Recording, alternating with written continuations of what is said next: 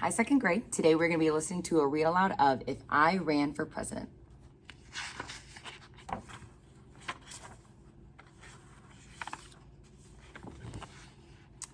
It would be great to run for president of the United States. If I ran for president, I'd hope the people of the United States would choose me for a very important job, the job of leading our country. And I'd hope to follow in the footsteps of past presidents such as George Washington, our first president, Thomas Jefferson, Theodore Roosevelt, and Abraham Lincoln.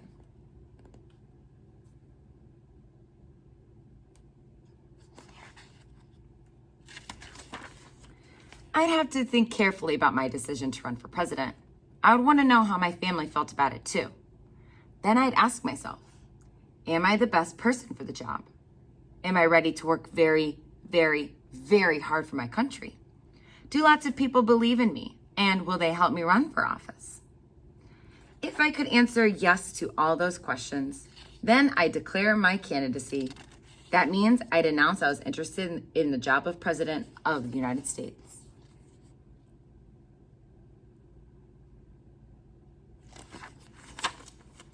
If I ran for president, I'd run a campaign to let voters learn all about me. People who thought I would be a good president would donate money or time to help. I'd hire people to work on my campaign too. Campaigns can make a candidate famous. Soon my name or face would appear on signs, buttons, bumper stickers, and t-shirts. I'd even star in television commercials.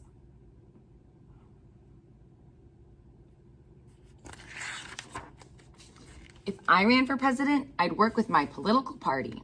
That's a group of people who share the same beliefs about how the country should be governed. They support candidates who uphold those ideas. The two major parties are the Democratic Party, their symbol is a donkey, and the Republican Party, their symbol is an elephant. There are other parties too, called third parties. But people besides me would want to be president. The Republican and Democratic parties must choose whom they'll support in the election. In some states, like Iowa, the parties each hold meetings called caucuses, where members pick their favorite candidate. In most states, party members hold an election called a primary. Caucuses and primaries show which candidates are popular with the voters and who might have the best chance at being elected. The first primary is held in New Hampshire in the winter before the presidential election. I'd be sure to visit there, but I'd have to bundle up.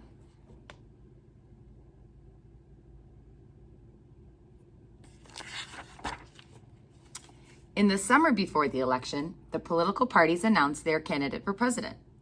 The major parties make this announcement at meetings called conventions. Each state sends delegates to the convention. Delegates vote for the candidate who is most popular in their state. A convention looks like a big celebration, full of cheering, chanting, balloons, and confetti. Millions of Americans watch the excitement on TV. By the time of the convention, everyone usually knows which candidate will be chosen, but the delegates still hold a vote.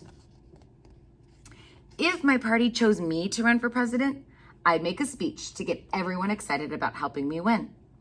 I'd tell the American people about my platform, my plans and ideas for our country. My running mate would make a speech too. That's the person who'd be my vice president if I became president.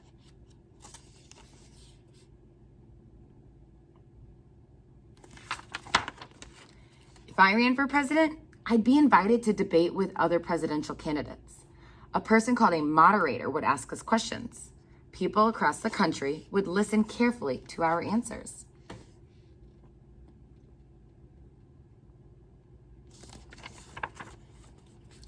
Reporters would ask me questions too, about my life, my family, even my kitten Sassy. They'd print old photographs of me in newspapers and magazines, like the snapshot of me in my superhero costume, or my baby picture when I still wore diapers.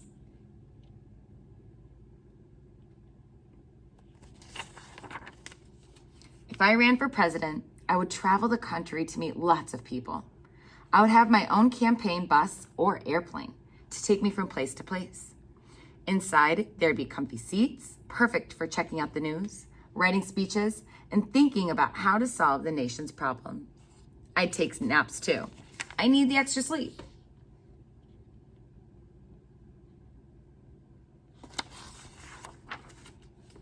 I'd work hard and be very busy. All in 1 week, I might share cereal with kindergartners in California, crunch corn with farmers in Kansas, and have dinner in Delaware, where I would order the Blue Plate Special with apple pie and a large strawberry milkshake. After all that food, I might not feel too well. Still, I'd have to smile and talk with the people I met. Presidential candidates make a lot of speeches, shake hands, and cuddle babies.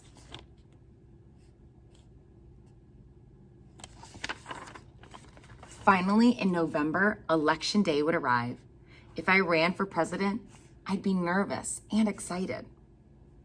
On Election Day, millions of voters from across the country go to their polling places to cast their ballots. That's another way to say they vote.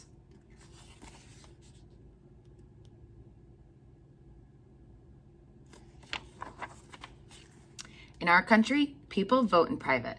No one but you knows who you voted for. But I know I'd choose my favorite candidate, me.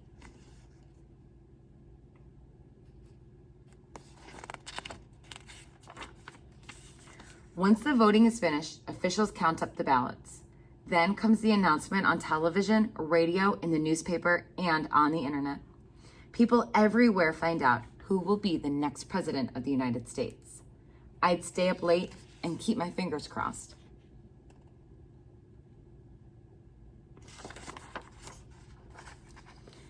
If I ran for president and lost, the people who worked so hard on my campaign would be disappointed.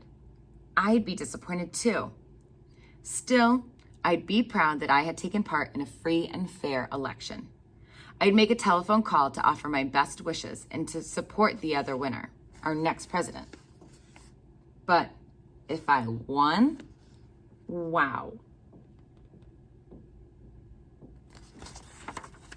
On January 20th, I'd say the words of the oath of office and be sworn in as president. On that day, my inauguration day, there'd be a parade and a fancy ball. Then I'd move into the White House in Washington, D.C. to begin my 4-year term as the President of the United States of America.